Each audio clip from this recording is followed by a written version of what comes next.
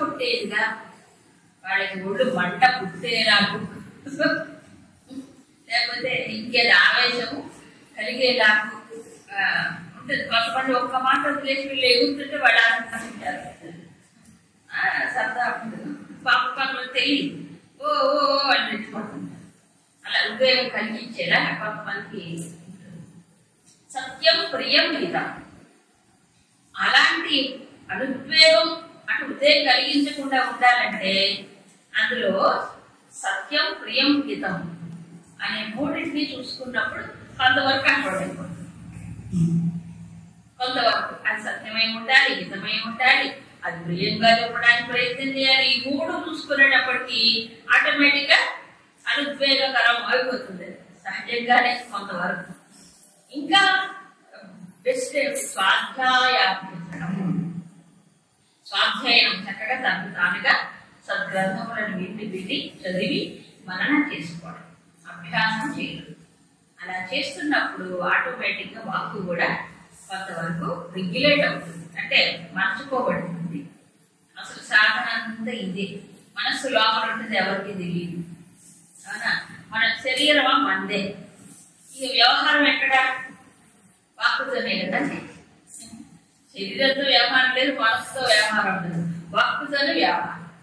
So అందుకని ఇది చాలా ముఖ్యం. ఏది ప్రపంచ వ్యవహారంలోనూ ముఖ్యమే, ఆధ్యాత్మిక సాధనలోనూ ముఖ్యమే, రెండు రకాలుగా. సత్యం అనేది చేదుగా ఉంటుంది, ప్లస్ సత్యం ఎవరికి నచ్చదు. సత్యాన్ని చెప్తే ఏమవుతుందని భయం కూడా ఉంటుంది. విచిత్రం ఏంటంటే సత్యాలు రెండు రకాలు, తన గురించి సత్యం, ఇతరుల గురించి సత్యం, రెండు రకాలు ఉంటాయి కదా. తన గురించిన సత్యంలో సిన్సియారిటీ ఉండదు, దాన్ని కప్పెడుతుంటాం. ఎందుకు? అయ్యో అనుకుంటారేమో నా గురించి నేను చెప్పుకుంటే అని మాత్రం దాచి పెట్టుకుంటారు. ఏమన్నా లోపాలు ఉన్న దోషాలు ఉన్నా ఏదన్నా ఉన్నా అట్లాంటివన్నీ కప్పి పెట్టుకుంటారు. అది కాదు, తన గురించి బోల్డ్గా అవసరమైనప్పుడు ఉన్నదన్నట్టుగా చెప్పగలరు. మనకి చాలా ఉపనిషత్తుల్లో కూడా ఇలాంటి దృశ్యాలు కనిపిస్తాయి. ఒక కృష్ణోపనిషత్తులో ఒక రాజు ఆయన ఒక ఋషి దగ్గరికి వెళ్తారు. వెళ్ళినప్పుడు షోడశ కళాపురుషుడు ఆయనకు సందేహం వస్తుంది అన్నమాట. వచ్చినప్పుడు ఆయన దగ్గరికి వెళ్తారు. వెళ్తే ఆయన రాజుగారు అడుగుతారు, ఆ రాజర్షి ఆయన వెళ్తే ఋషి దగ్గరికి వెళ్తే నాకు తెలియదు ఆయన అని చెప్తాడు. బుకాయించాడు, నాకు తెలుసును అంటే బుకాయించాడు. ఏదైతే అయ్యో రాజు అసలు బాబు రాజర్షి నా దగ్గరికి వచ్చాడు, నాకు తెలియదంటే ఎంత నామోషిగా ఉంటాడు అనుకోలేదు. అంటే నాకు తెలియదు నాయన అన్నాడు. తర్వాత మళ్ళీ తెలుసుకోవాలి కదా, అందుకని ఇంకో తనకంటే గొప్పవారు ఎవరు ఉంటే ఆయన దగ్గరికి వెళ్ళి మళ్ళీ కథంతా చెప్తాడు. ఆయన వచ్చాడు, నన్ను అడిగాడు, నాకు తెలియదని చెప్పాను, కాబట్టి మీ దగ్గర నుంచి తెలుసుకోవాలనుకుంటాడు. ఇది సత్యం కదా. అంటే నాకు తెలియదంటే నామోషి అనుకో, తెలుసుకోవాలి, తెలియదు అన్ని తెలిస్తే అందరికీను ఆయన విషయం ఒక రకం. అలా ఇప్పుడు సత్యకాముడు ఒకడు ఉన్నాడు దీంట్లో, ఎక్కడ చంద్రోగ్యం అతను అంతే. తన జన్మ గురించి ప్రస్తావన వచ్చింది. ఆమె చెప్పండి, చిన్న వయసులో కన్నది పిల్లవాడిని, నాకు తెలియదు నాయన అన్నది. నీ తట్టు నీ గోత్రమైనా నాకు తెలియదు. మరి మా గురువు గారు అడుగుతారు కదా, నేనేం చెప్పాలి, నేను గురుకుల్లో జాయిన్ అవ్వాలని గోత్రం అడుగుతాను. ఈ రోజుల్లో ఇలా కాదు, అడిగేటప్పటికీ ఉన్నమాట చెప్పు, నువ్వు సత్యకాముడు అని చెప్పు అని. సరే నేను జబాల పుత్రుడిని అని చెప్పు ఉన్నట్టుగా చెప్పేశాడు. మా అమ్మని అడిగా, మా అమ్మ ఏమో తెలియదు అంతే, నేను జబాల పుత్రుడిని. అప్పుడు ఆ గురువు గారికి ఆశ్చర్యం కలిగింది. ఏమిటి పిల్లవాడు అలాంటి నిజమే అవును చెప్పుకోరు, మా నాన్న ఎవరు తెలియదంటే, అంటే ఆ తల్లికి సత్యం ఎవరో తెలియదంటే ఎంత ఘోరమైనటువంటి అర్థం వస్తుంది కదా. సరే దీనికి అంతరార్థాలు కూడా ఉంటాయి అనుకుంటే వేరే. ఇప్పుడు ఒకటే మాట అంటాడు ఆ గురువు గారు, నాయన నువ్వు ఉన్నదన్నట్టు చెప్పావు సత్యాన్ని, కాబట్టి నీలాంటి వాడికి విద్య కావాలి, అసలు అబద్ధాలని కప్పుకుంటే వాడికి విద్య రాదు, కాబట్టి నువ్వు వెంటనే గురువులకు వచ్చేసాయి. సత్యం పైన ఆధారపడి ఉన్నది ఏమిటి? విద్య కూడా, బ్రహ్మ విద్య. సత్యము చెప్పేవాడు ధైర్యం ఉంటుంది, అవునా కాదు? ప్లస్ ఈ త్రికరణములు ఏకమవుతాయి, దానితో త్రికరణములు శుద్ధి అవుతాయి. అందుకే సత్యానికి ఎంతో శక్తి ఉన్నాయి. ఇలాంటి ఎన్నో సత్య హరిశ్చంద్రుడి ఆయన చెప్పడానికి లేదనుకోండి. కాబట్టి ఫస్ట్ సత్యం, రెండు ఇదం, మూడు ప్రయోగం. స్వాధ్యాయంతో ఇవన్నీ కూడా కంట్రోల్ అవుతాయి. శాస్త్రాన్ని అప్పటికప్పుడు మననం చేసుకుంటూ దానివల్ల మన శుద్ధి కలుగుతుంది. మనస్సు శుద్ధి, మన ప్రసాద సౌమ్యత్వం, మనస్సుని ప్రసన్నంగా ఉంచుకోవడం. ఇది కూడా మనస్సు ఏంటంటే ఏది చెయ్యకపోతే దాని ఇష్టం వచ్చినట్టు పోతుంది. మరి దాన్ని కాస్త ప్రసన్నంగా ఉంచుకోవడం అంటే ఏం లేదు, మనకి ఏదైతే ప్రవర్తిస్తుందో ప్రవర్తించిన దానితో చాలే అనుకోవడం. లేదు దానికి కొంచెం కోరికలు ఉంటాయి కదా, మనసుకి అంతులేని కోరికలు ఉంటాయి కదా, ఇంకా ఏదో చెప్పొద్దాన్ని చేయాలని అనుకుంటుంది. కాబట్టి తృప్తిగా ఉండగలగడం, సంతోషం అంటే అది ఒక రకంగా చెప్పడం అంటే సంతోషం. సంతోషం అనేది బయట నుంచి వచ్చేది కాదు, తనకు తానుగా సంతోషం పెట్టుకోవాలి.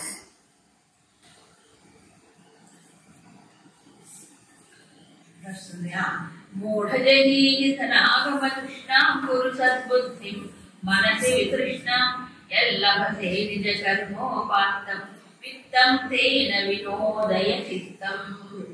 చిత్తం వినోదయ అంటే నీ చిత్తాన్ని సంతోషంగా పెట్టుకో. దేంతో? ఎల్లభసే నిజ కర్మోపాత్తం అంటే నీకు నీ కర్తవ్యాన్ని నిర్వహించడం వల్ల ఏదైతే లభిస్తుందో దాంతో నువ్వు సంతోషం పెట్టుకో, సంతోషంగా ఉండి. వినోదయ అంటే వినోదించడం, ఆనందంగా ఉంటాం అంతే తప్ప ఏదేదో కాలేదో అని అనుకోవు. మన ప్రసాదం. అలాగే సౌమ్యత్వం, ఇది కూడా అంతే. భక్తుడైనటువంటి వాడికి, భగవత్ ప్రేమ కలిగినటువంటి వాడికి అప్పుడు అన్ని ప్రాణులు ఏందో ఇక్కడ కూడా భగవంతుడు జ్ఞాన దృష్టిలో అయినా భక్తిలో అయినా ఈ రెండు అలవాటు. జ్ఞాన దృష్టి కలిగిన వాడికి కూడా మౌనం, అది కూడా చెప్పుకున్నాం. మౌనం అనేది వాక్కుతో చేసే సాధన కాదు, మనస్సుతో. ఎందుకంటే వాక్ సంయమనానికి మూలం మనస్సు సంయమనం.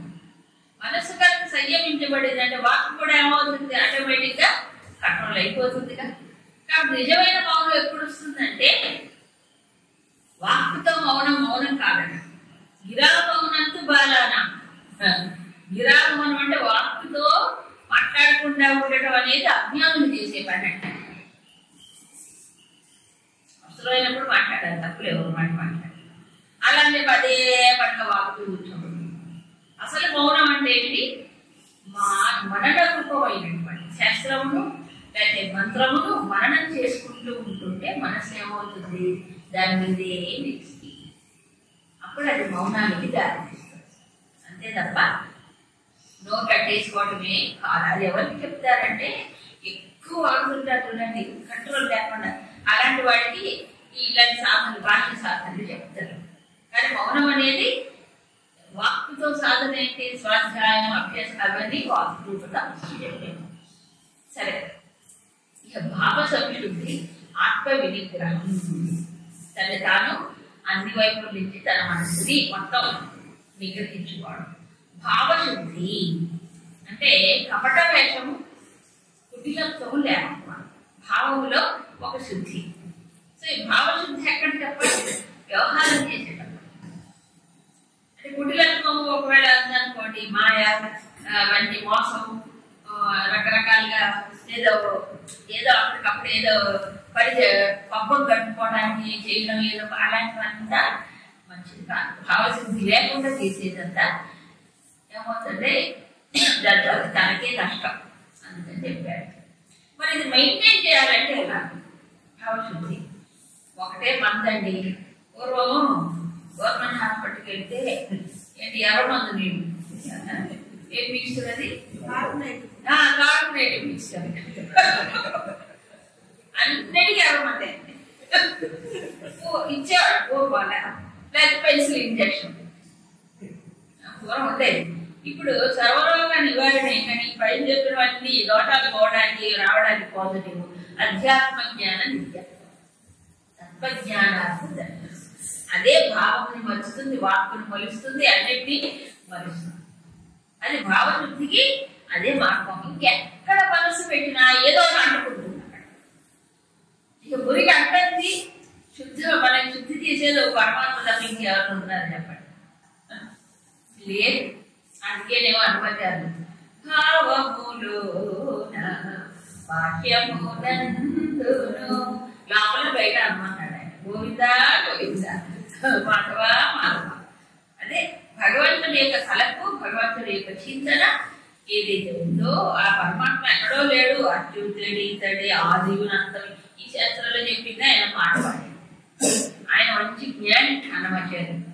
అందుకని ఇదంతా భగవంతుడి లోపల భావించుకోవడం, బాహ్యములో భావించుకోవడం, దానివల్ల భావశుద్ధి అది కదా. స్మరే పుండరీకాక్షం సవాక్యాభ్యంతర స్థితి. అంతే కదా. శరీరం ఎట్లా స్నానమైనా కాకపోయినా ఏ స్థితిలో ఉన్న శరీరము మనస్సులో భగవంతుడిని బాహ్యాభ్యంతరములు శౌచం అవుతుంది. భగవంతుడి యొక్క స్మరణ చింతన. ఇక తర్వాత తపస్సు యజ్ఞం అయిపోయింది. తర్వాత తపస్సులో ఇప్పుడు సాత్వికమైన 3 రకాల తపస్సులు చెప్పారు. చెప్పలే? శారీరకం, మానసికం, వాక్యం. ఈ 3 రకాల తపస్సులు ఉంటాయి. అయితే వాటిల్లో సాత్వికం, రాజసికం, తామసికం ఉంటుంది కదా. మళ్ళీ శారీరకంలో మళ్ళీ 3 సాత్విక, రాజసిక, తామసికం. వాటికంలో సాత్విక, రాజసిక, తామసికం. మానసికంలో సాత్విక, రాజసిక, తామసికం. ఏమిటవి చూడండి. శ్రద్ధయా పరయా తప్తం తపస్తత్రివిధం నరైః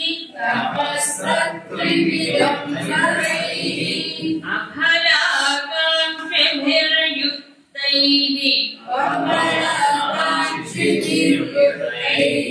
సాత్వికం పరిచక్షతే సత్కారమాన పూజార్థం తతోదంభేన శైవయత్ క్రియతే తదిహ ప్రోక్తం రాజసం చలమధ్రువం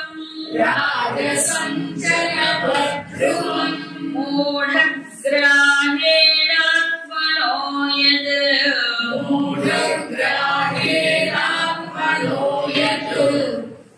పీడయా క్రియతే తపః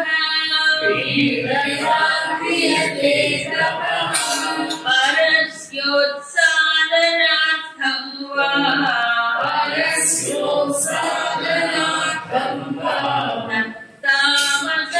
తామసముదాహృతం.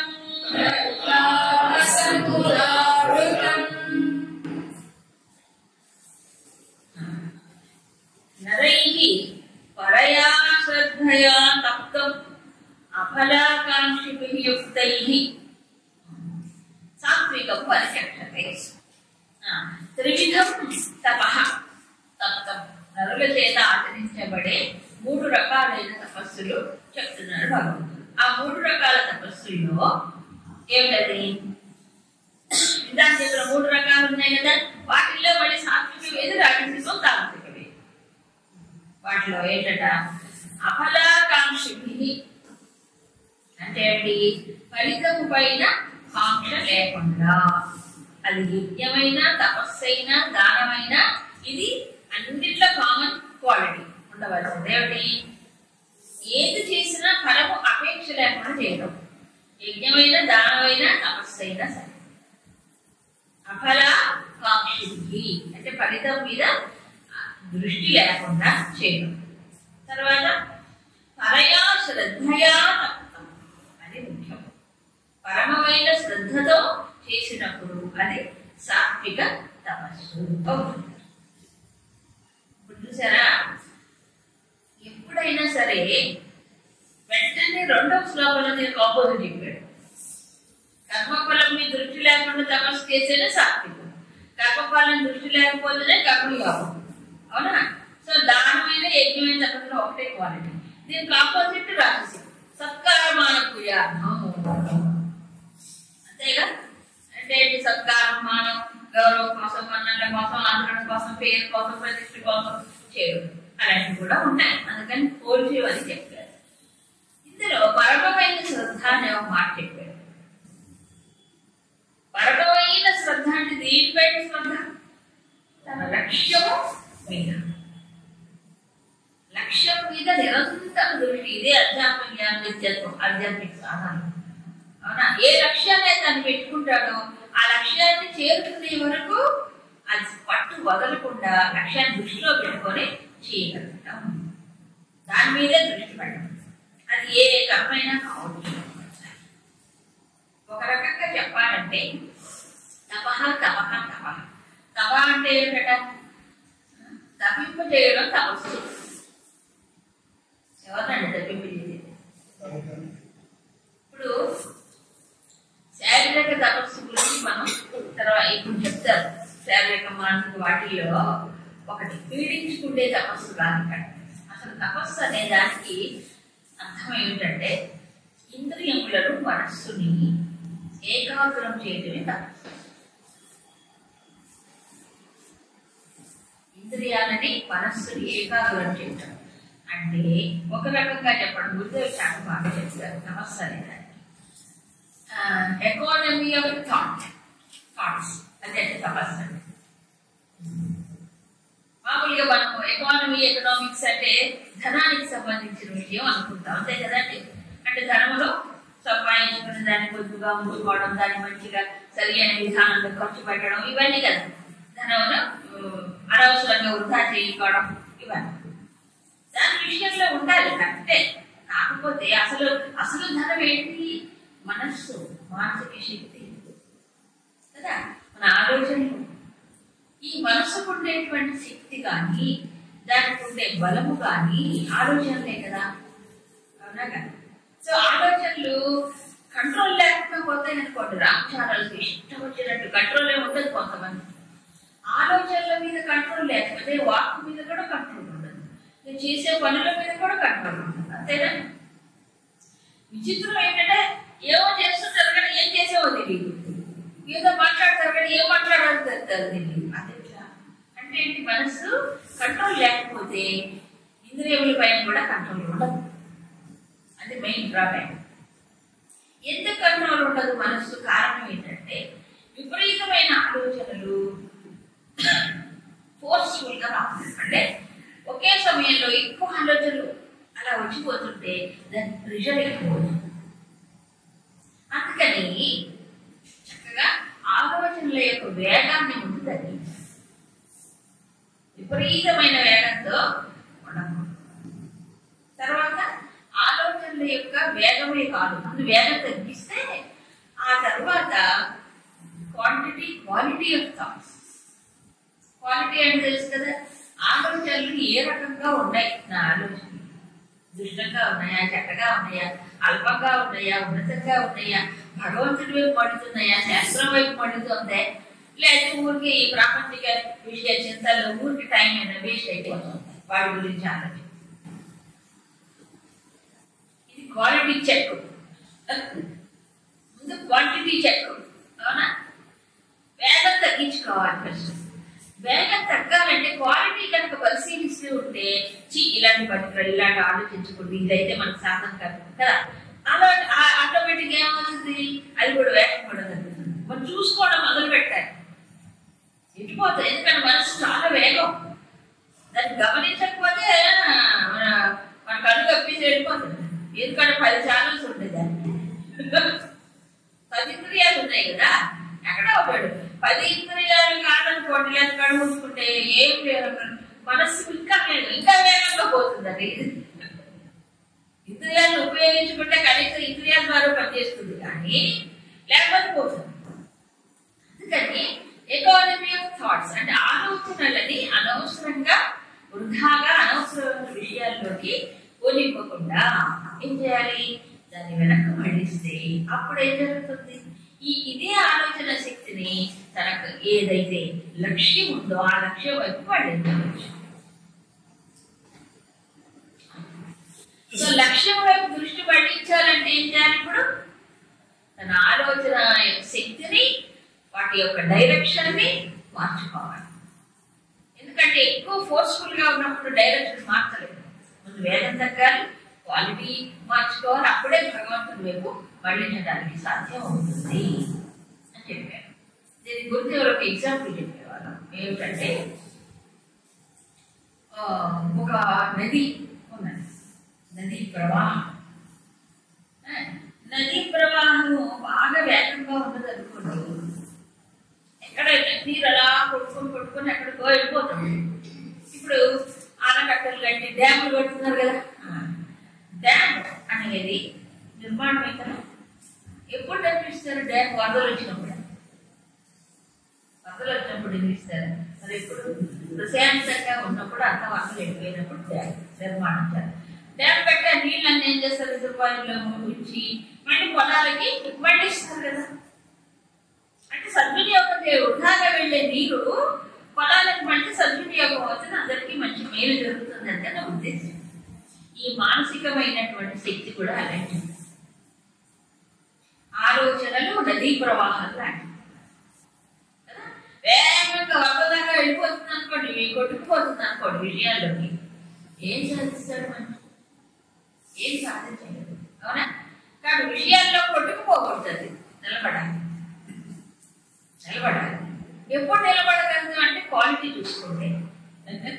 క్వాలిటీ అంటే చెప్పాను కదా, ఏమి ఆలోచనలు వస్తున్నాయి, ఏ రకమైన ఆలోచనలు నాలో వస్తున్నాయి, అది మంచిగా చెడా, అది దైవపరంగా ఉందా లేకపోతే ఇంకా విషయాల ఇదిలో ఉన్నదా, ఇవన్నీ చూసుకుంటూ ఉంటే కొంతవరకు ఏమవుతా అయిపోయి తర్వాత దాన్ని ఏం చేయాలి? ఇప్పుడు మళ్ళీ అలా అనవసరమైన తగ్గించుకుంటే కొంత వేగం తగ్గింది, శక్తి పెరుగుతుంది.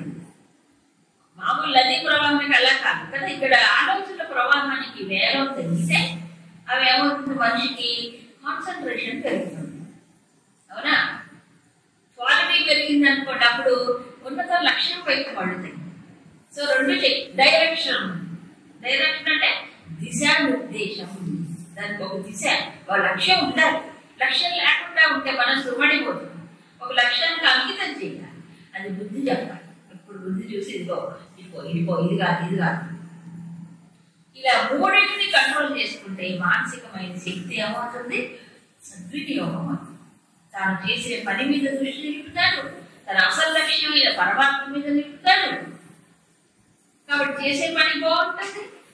భగవత్ స్మరణతో ఏమన్నాడు కదా, ఏదైనా మా మనసు విద్యజ అని చెప్పాడు కదా. సో భగవత్ స్మరణతో చేశాడు అనుకోండి, అవన్నీ దివ్యంగా మారు. అదే కదా, ఇదే తపస్సు. ఇప్పుడు తపస్సు ఎక్కడికి చేయాలి? అడవుల్లో, కొండ గుహల్లో, దానికి ఎక్కడికి ఒక్కర్లేదు. మనం ఉన్న చోటే ఉండాలి, మనం చేసే పనులే చేసుకుంటూ ఉండాలి.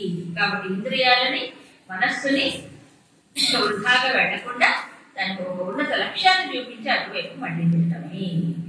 ఇలా చేసేటప్పుడు ఒక చిన్న కోరిక పెట్టుకున్నాడు అనుకోండి, ఏమైపోతుంది తెలుసా? ఆ చిన్న కోరికతో మళ్ళీ ప్రపంచంలోకి వెళ్ళిపోయి లక్ష్యంకి దూరం అయిపోతుంది. అందుకని అఫలాకాంక్షి తపస్సును కూడా కోరుకోకూడదు ఫలితం. ఎందుకంటే అసురులు అయిపోయారు. తపస్సులు చేసి ఫలితాలు కోరుకున్న వాళ్ళందరూ అసురులు అయిపోయారు, అవునా? లేకపోతే తపస్సు చేసిన ఉన్నతమైనటువంటి మోక్షం కానీ ఇంకోటి కానీ అనకుండా చిన్న చిన్న కోరికలు కోరి ఇంటిపోయిన వాళ్ళు కూడా ఉన్నారు. ఎందుకు లేరు? భగవంతుడు అందరు వాడు కల్పిస్తే మోక్షం ఇచ్చేవాడు. మోక్షం అడగకుండా ఏం కోరుకుంటారు కదా, రకరకాల కోరికలు. భగవంతుడికి పుత్రుడిగా పుట్టమని కోరుకుంటారు, ఇలాంటి కోరికలు. కాబట్టి పుట్టాడు పాప ఆయన, వాడి కోరిక తీర్చొద్దు అంతగా తప్పిస్తే. పుట్టాడు కానీ దుఃఖాలు పోయాయి, దుఃఖాలు ఏమి పోవు. వాడికి ఉండే అజ్ఞానం వాడికే ఉంటుంది మళ్ళీ. అందుకని ఏంటంటే తపస్సు యొక్క ఉన్నత లక్ష్యం ఏంటంటే పరమాత్మను పొందడమే. తపో క్షీణ పాపానం శబ్దానం వితరాగిణ ముముక్షుణ మోక్షత్వం రావడమే అసలు లక్ష్యం. మోక్షం ఇలా పరమశ్రద్ధ కలిగిన వాళ్ళందరూ కూడా మంచి భక్తిని సాధించి పరాభక్తిని సాధించి మరి మానవుడు మనసుతో కూడా సాధించలేనటువంటి ఒక దైవ కార్యములను చేయగలిగారు. ఇప్పుడు ఆంజనేయ స్వామి సముద్రాన్ని దాటాడు కదా, ఎలా దాటాడు? రాముడి యందు ఉన్నటువంటి ఓ శ్రద్ధ, భక్తి, నిష్ఠ, అంతే. రామ బాణంలాగా వెళ్తానన్నాడు కదా, ఎందుకు శక్తి ఆయనే, లక్ష్యము ఆయనే కదా, కాబట్టి ఆయనే తీసుకెళ్తాడు. మేలుముఖమాని అచర జనాన్ని, ఆ రాముడు ఉంగరం ఉంది కదండి, ఆ ఉంగరాన్ని పెట్టుకున్నాడు. ఎందుకంటే చేతులతో మనం చేయాలి కదా, అందుకని ఉంగరాన్ని ధరించాడు. కాబట్టి ఏమయ్యాడట ఆయన? సముద్రాన్ని దాటి ఉంగరాన్ని పెట్టుకోవడం ఏంటి? పాడు కాదు, ఏమి కాదు. రామనామ అంటే రామ రామ రామ అనుకుంటాడు. రామస్మరణ, రాముడి యొక్క స్మరణతో దాటాడు. ఈ మానవుడు సంసార సముద్రాన్ని దాటలేడా అంటారు మహాత్ములు. అందుకే ఆయన ఆ సముద్రాన్ని దాటాడు, సంసారం దాటాలైనా రాముడే. అందుకే రాముడే. ఒక పరమశ్రద్ధ చేత ఆయన ఒక వానరుడైనప్పటికీ సముద్రాన్ని దాటగలిగాడు. భగవంతుడికి తాను ఒక వాహనముగా, ఒక పరికరముగా మార్చుకున్నాడు.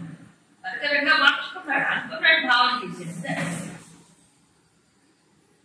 ఇంకా ఎంతమంది శ్రద్ధలు? మార్కండేయుడు, అవునా? ఎవడు వచ్చాడు? భయపడ్డా? శివుడు పట్టుకున్నాడు. శివుడు వచ్చాడు.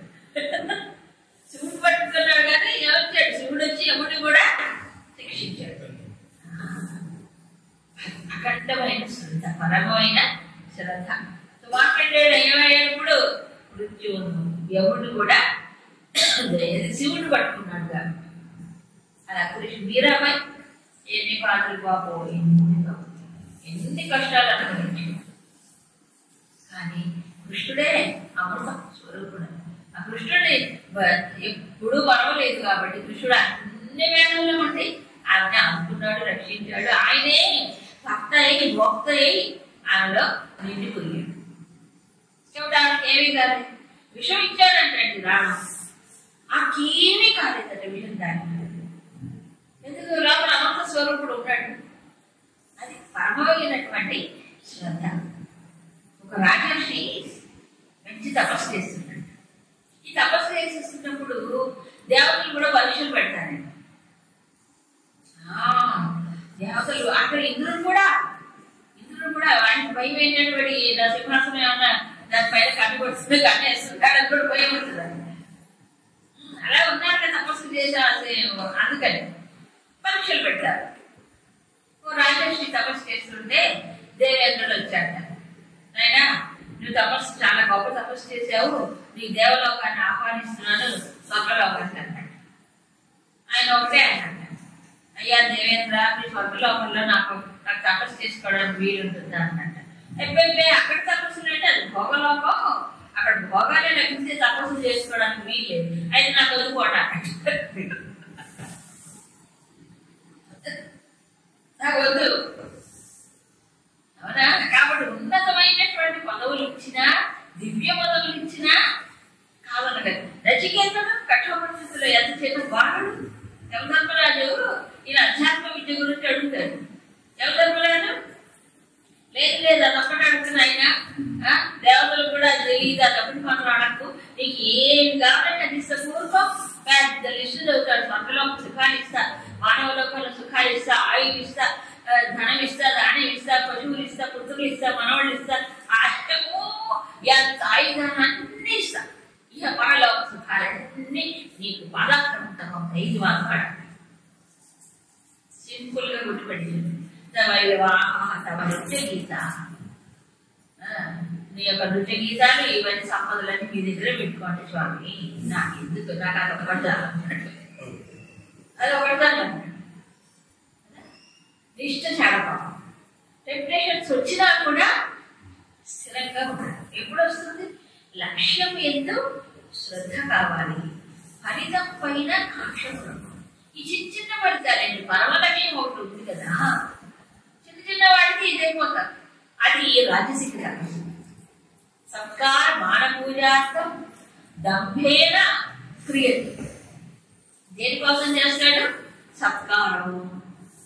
ఆ తర్వాత మానం అంటే గొప్పతనం కోసం, పూజార్థం ఇతరులతో గౌరవించబడాలని, ఆదరించబడాలని, దంభం లోపల ఏమి లేకపోయి పైన పైన పట్టాలనుకుంటే పైకి ఎలా కలిపి కొమ్మ చెప్పలాగా ఉంటుంది. అలా చేస్తారు.